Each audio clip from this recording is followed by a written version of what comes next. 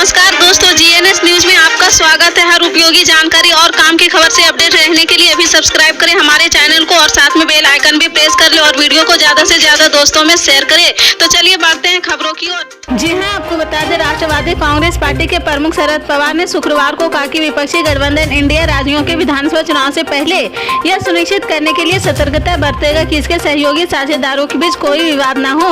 इन राज्यों में राजस्थान और मध्य प्रदेश भी शामिल है, जहां कुछ ही महीनों में विधानसभा चुनाव होने हैं। पवार ने बारामती में पत्रकारों से मराठा आरक्षण और प्याज पर निर्यात शुल्क जैसे मुद्दों पर भी बात की है। पवार ने पश्चिम बंगाल में स्पष्ट टकराव के बारे में पूछे जाने पर कहा कि वहां टिकट भविष्य में अभी कोई चुनाव नहीं है। दरअसल कांग्रेस ने पश्चिम बंगाल में कुछ सीटों पर दावा जताया है। उन्होंने कहा कि जब चुनाव नजदीक हो तो इंडिया गठबंधन के सहयोगी दलों के बीच मतभेदों से इनकार नहीं किया जा सकता है। हालांकि हम गठबंधन से निष्पक्ष नेताओं को भेजकर मुद्दों को हल कर लेंगे। उत्तर प्रदेश के मथुरा की श्री कृष्ण जन्मभूमि और शाही ईदगाह मस्जिद के बीच चल रहे जमीन विवाद से जुड़े मुकदमों का ट्रायल जल्द ही इलाहाबाद हाईकोर्ट में शुरू हो सकता है। मुकदमे की सुनवाई अयोध्या की राम जन्मभूमि विवाद की तर्ज पर जिला अदालत की बजाय सीधे तौर पर हाईकोर्ट में ही होगी। हाईकोर्ट के इसके लिए पहले ही मंजूरी दे चुका है। वहीं हाईकोर्ट के फैसले के खिलाफ दाखिल की गई मुस्लिम पक्ष की अपील पर सुप्रीम कोर्ट ने फिलहाल कोई रोक नहीं लगाई है। हिंदू पक्ष ने मुकदमे की सुनवाई जल्द शुरू किए जाने और सुनवाई के लिए लार्जर बेंच गठित किए जाने को मांग को लेकर इलाहाबाद हाईकोर्ट की चीफ जस्टिस प्रीतिका दिवाकर को अर्जी भेजी है। 5 दिनों की छुट्टियों की वजह से अर्जी फिलहाल डिजिटल मोड में ईमेल के जरिए भेजी गई है। राजस्थान के अशोक गहलोत सरकार आपदा राहत मंत्री और कांग्रेस की चुनाव कैंपेन कमेटी के अध्यक्ष गोविंद राम मेघवाल घर पर मिलने आए किसानों पर गुस्सा हो गए हैं। इतना ही नहीं, गोविंद राम मेघवाल ने किसानों पर भड़कते हुए कहा कि अगर मुझसे नाराज हो तो चले जाओ और बीजेपी को वोट दे देना। बात खत्म। मंत्री मेघवाल उस समय गुस्सा हो गए हैं जब गुरुवार को उनके जयपुर स्थित सरकारी बंगले पर क्षेत्र के किसानों के एक समूह ने खाजूवाला और छतरगढ़ को अनूपगढ़ शामिल करने के मुद्दे पर नाराजगी जताई है। मंत्री मेघवाल को किसानों ने कहा कि 4.5 महीने से हम लोग आंदोलन कर रहे हैं, सरकार हमारी नहीं सुन रही, इससे किसान नाराज है। इस पर मेघवाल ने कहा कि नाराज होकर चले जाओ और वोट बीजेपी को दे देना। बात खत्म। राजस्थान के भरतपुर जिले के सबसे बड़े एमएसजी कॉलेज के 15 छात्राएं आज मथुरा गेट थाना क्षेत्र के कृष्णा कॉलोनी में स्थित आकाशीय पानी की टंकी पर चढ़ गई है। छात्राओं की मांग है कि उन्हें एनसीसी में भर्ती किया जाए। बताया गया है कि पहले कॉलेज प्रशासन ने छात्रों से एनसीसी भर्ती के लिए फॉर्म भरवा लिए हैं, लेकिन बाद में छात्राओं से कह दिया गया है कि राज्य सरकार ने एनसीसी में छात्राओं की भर्ती के लिए मना कर दिया है।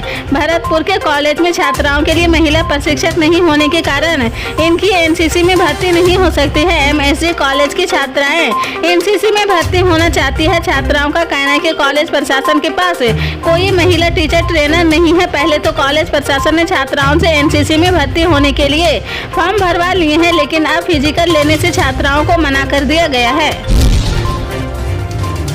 मध्य प्रदेश में मुख्यमंत्री शिवराज सिंह चौहान के नेतृत्व वाली बीजेपी सरकार पहले से ही राज्य में महिलाओं के खिलाफ बढ़ते अपराध को लेकर सवालों का सामना कर रही है। उज्जैन में नाबालिग लड़की के साथ क्रूर बलात्कार की घटना विधानसभा चुनाव में पार्टी की मुश्किलें बढ़ा सकती है। इस भयावह घटना में नाबालिग लड़की के साथ न केवल बलात्कार किया गया है, बल्कि उसके प्राइवेट पार्ट के साथ हैवानियत की गई है। उसे घंटों तक मदद के लिए दर बदर भटकना पड़ा है। इस घटना ने न केवल कानून व्यवस्था पर सवाल खड़े कर दिए हैं, बल्कि लोगों में गुस्सा भी पैदा कर दिया है। इससे भी महत्वपूर्ण बात यह है कि गैर बीजेपी शासित राज्यों में ऐसी घटना होने पर विपक्ष पर हमला करने का कोई मौका नहीं छोड़ने वाले राज्य के गृह मंत्री नरोत्तम मिश्रा को भी इस घटना के कारण लोगों की नाराजगी का सामना करना पड़ सकता है। कनाडा में आतंकवादी हरदीप सिंह निज्जर की हत्या के बाद खालिस्तान का मुद्दा एक बार फिर सुर्खियों में है। कनाडाई प्रधानमंत्री जस्टिन ट्रूडो ने तो वोट बैंक के चक्कर में निज्जर की हत्या का संबंध भारत से जोड़ दिया है। इसके बाद से भारत में लंबे समय से चली आ रही शिकायतें दोगुनी हो गई है। कनाडा खतरनाक भारत विरोधी चमरपंथियों का घर है, जिस पर ओटावा ने अंकुश लगाने से इनकार कर दिया है। खालिस्तान समर्थक पंजाब में एक अलग सिख देश की मांग करते हैं। निज्जर भी भारत विरोधी आतंकवादी संगठन खालिस्तान टाइगर फोर्स का प्रमुख भी था। भारत ने औपचारिक रूप से उसे 2020 में आतंकवादी घोषित किया था। हाल ही में भारतीय खुफिया रिपोर्ट्स में बताया गया कि निज्जर भारत में आतंकवाद की फंडिंग करने के अलावा कनाडा में हथियार चलाने की ट्रेनिंग भी देता था।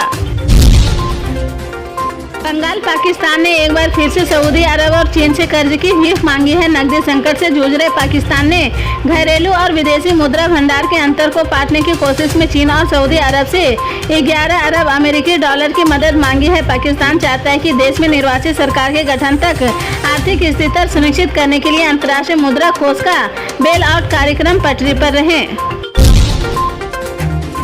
यूक्रेन के राष्ट्रपति व्लादिमीर जेलेंस्की इस साल के अंत में भारत आने के लिए इच्छुक है। इसके लिए यूक्रेनी राजनयिकों की टीम ने भारत से संपर्क भी किया है। इस प्रस्तावित यात्रा को लेकर चर्चा फिलहाल शुरुआती दौरे में है। अगर यह यात्रा सफल होती है तो दोनों देशों के संबंध में यह एक महत्वपूर्ण मील का पत्थर साबित होगी। पिछले साल यूक्रेन में संघर्ष शुरू होने के बाद यह किसी यूक्रेनी राष्ट्रपति की भारत पर पहली यात्रा होगी। हालांकि भारत यूक्रेन में जारी संघर्ष को लेकर परोक्ष रूप से रूस का पक्ष लेता रहा। G20 शिखर सम्मेलन को घोषणा पत्र में भी यूक्रेन संघर्ष का जिक्र तो हुआ था, लेकिन रूस का नाम नहीं लिया गया था। दुनिया से कर्ज की भीख मांग रहे पाकिस्तान की गरीब आवाम ने अब दुनिया भर में भीख मांगने में सबको पीछे छोड़ दिया है। पाकिस्तान ने खुद ही कबूल किया है कि दुनिया में सबसे ज्यादा भिखारी पाकिस्तान से जा रहे हैं। ये भिखारी प्लेन में बैठकर सऊदी अरब के पवित्र मक्का शहर के ग्रैंड मस्जिद में भीख मांग रहे हैं और जेब तक काट रहे हैं। इससे सऊदी अरब भड़क उठा है। खाड़ी के देशों में पकड़े जाने वाले 90% भिखारी पाकिस्तानी होते हैं। इन सब पर पाकिस्तानी विशेषज्ञ साजिद तरार का कहना है कि आज़ादी की ठीक बाद से ही पाकिस्तान ने अमेरिका से भीख मांगना शुरू कर दिया था और अब यह हमारे खून में पहुंच गया है। आईसीसी वर्ल्ड कप 2023 का आगाज 5 अक्टूबर को हो जाएगा। वर्ल्ड कप खिताबी मुकाबला 19 नवंबर को खेला जाएगा। इस बार का खिताब कौन सी टीम जीतेगी, इसको लेकर तमाम दिग्गज क्रिकेट से अपना प्रेडिक्शन शेयर कर चुके हैं और इस लिस्ट में अब सुनील गावस्कर भी शामिल हो गए हैं। गावस्कर ने बताया कि उनकी नज़र में कौन सी टीम आईसीसी वर्ल्ड कप जीतने की सबसे बड़ी दावेदार है और हैरान करने वाली बात यह है कि उन्होंने भारत का नाम नहीं लिया है। गावस्कर की नज़र में defending champion England world cup खिताब जीतने की सबसे बड़ी दावेदार है और उसकी वजह भी उन्हें गिनवाई है। तमिलनाडु को कावेरी का पानी छोड़े जाने के विरोध में शुक्रवार को कर्नाटक बंद का आह्वान किया था। कन्नड़ और किसान संगठनों के प्रमुख कन्नड़ ओकुट्टा संघ ने सुबह 6 बजे से शाम 6 बजे तक यानी 12 घंटे बंद का आह्वान किया था। बंद का व्यापक स्तर पर असर देखा जा रहा है। बेंगलुरु और मांड्या में प्रशासन ने स्कूल कॉलेज में छुट्टी का ऐलान किया था। कायमगौड़ा इंटरनेशनल एयरपोर्ट के PRO के मुताबिक बेंगलुरु आने जाने वाले 44 फ्लाइट्स कैंसिल कर दी गई है। कुछ ट्रेनों को रूट पर भी असर पड़ा है। पुलिस ने अब तक 50 प्रदर्शनकारियों को हिरासत में लिया है।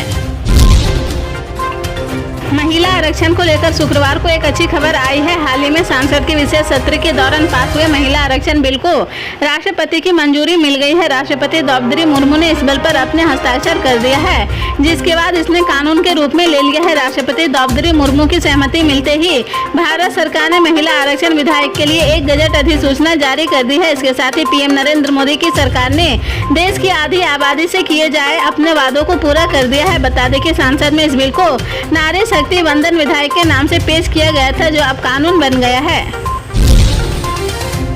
पंजाब के विभिन्न हिस्सों में किसानों ने आंदोलन शुरू कर दिया है। किसानों के रेल रोको आंदोलन के ऐलान के कारण 7 ट्रेनों को रद्द कर दिया गया है और 13 ट्रेनों के मार्ग बदल लिए गए हैं। इस कारण शुक्रवार को जम्मी और कटारा रेलवे स्टेशनों पर बड़ी संख्या में यात्री फंसे रहे, जिनमें अधिकांश तीर्थ यात्री थे।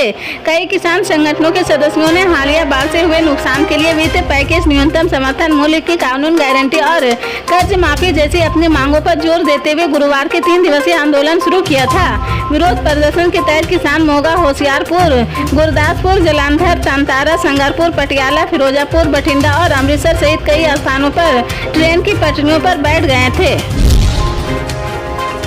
लॉ कमीशन यानी विधि आयोग के अध्यक्ष श्री ऋतुराज अवस्थी ने शुक्रवार को एक खास इंटरव्यू में CNN न्यूज 18 को वन नेशन वन इलेक्शन और UCC पर लेटेस्ट अपडेट दिया है। उन्होंने बताया कि UCC यानी समान नागरिक संहिता पर कंसल्टेशन यानी परामर्श का तीसरा चलन जल्द ही शुरू होगा, जहां विधि आयोग के प्रतिनिधि देश के विभिन्न जिलों में जाएंगे और जानकारी की कमी के कारण और अन्य कारणों के अलावा नागरिकों के मन में मौजूद गलतफहमियों और मिथकों को दूर करने के लिए सम्मेलन और सार्वजनिक बैठकें करेंगे। वहीं वन नेशन वन इलेक्शन के मसले पर उन्होंने कहा कि इसके लिए अभी और बैठकों की जरूरत है।